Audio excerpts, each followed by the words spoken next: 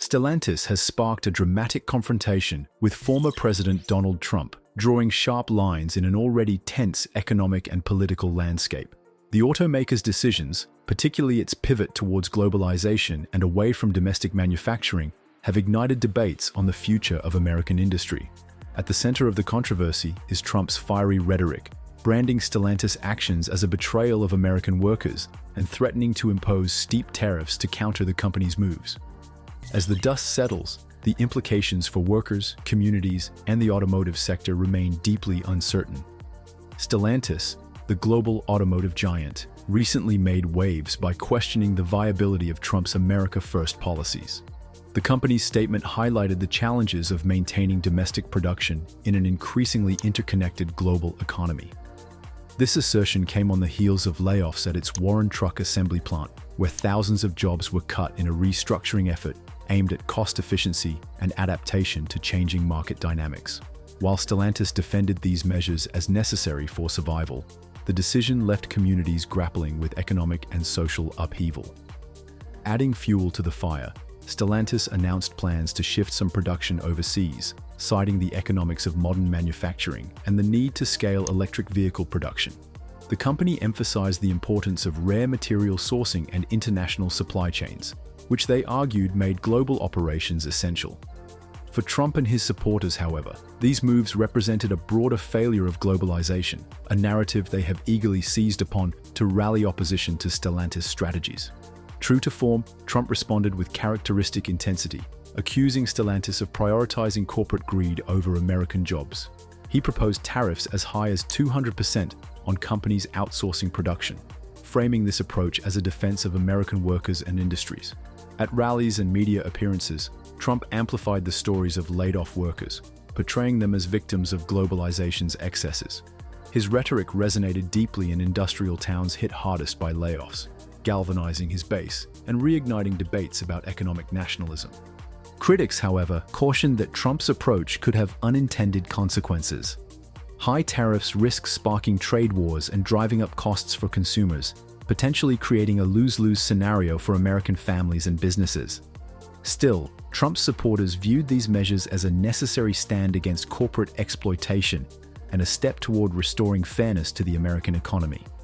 The human cost of Stellantis' decisions is starkly visible in communities like Warren, Michigan, where layoffs have devastated local economies. For the thousands of workers affected, the closures are more than just an economic blow. They represent a loss of stability and identity. Local businesses, from diners to daycare centers, have suffered sharp declines in revenue, while schools and public services face budgetary strain as families relocate in search of new opportunities. The situation is equally dire for workers at other Stellantis facilities, such as the Toledo Assembly Complex, who live under the constant threat of job cuts. These stories highlight the broader stakes of the clash between Stellantis and Trump, underscoring the precarious balance between corporate strategy and community well-being. Despite the backlash, Stellantis remains steadfast in its global strategy. The company's leadership argues that globalization and innovation are critical to long-term survival in a competitive market.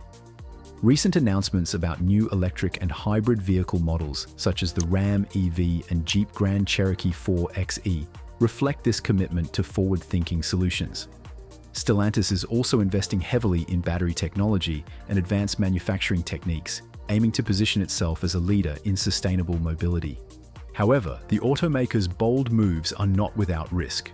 The company's reliance on international supply chains leaves it vulnerable to geopolitical and economic uncertainties, while its focus on electrification comes amid stiff competition from rivals like Tesla, Ford, and General Motors. Stellantis' decision to decentralize production, including expanding operations in Egypt and Mexico, has drawn sharp criticism from labor unions and American workers who view these moves as a betrayal. As Trump's rhetoric intensifies, Stellantis faces mounting pressure to reconsider its strategies.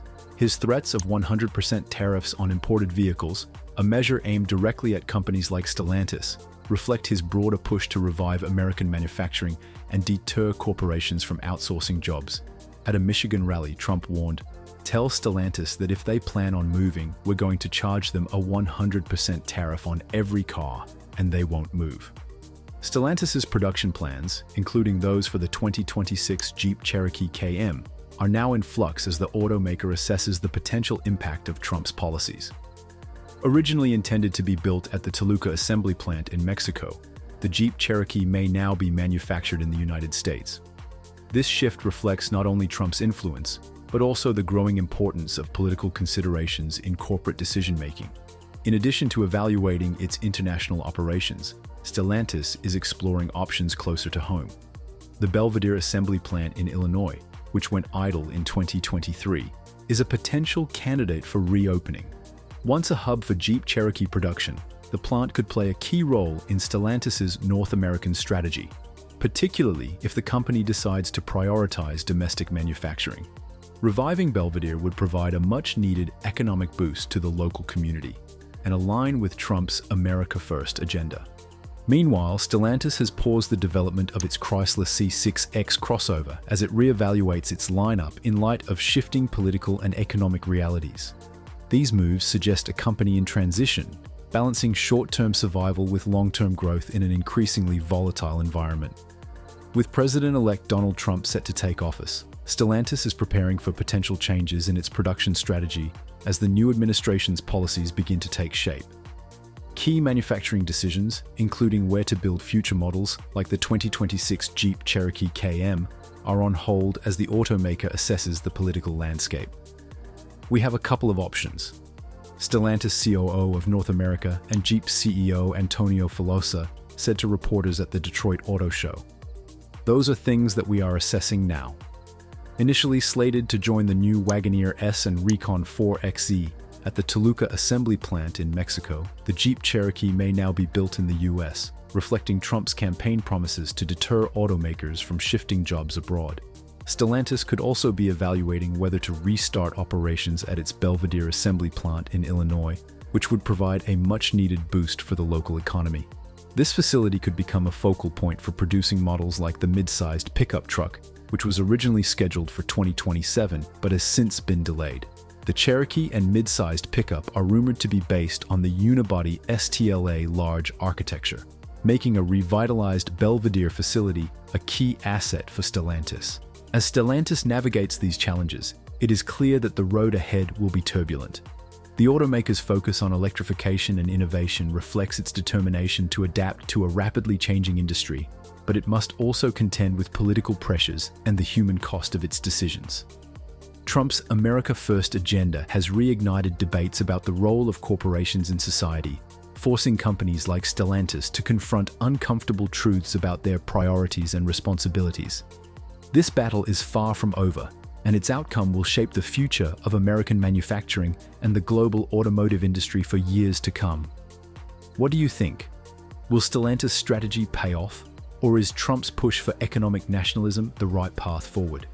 Share your thoughts in the comments, and don't forget to like, subscribe, and turn on notifications for more updates on this unfolding story.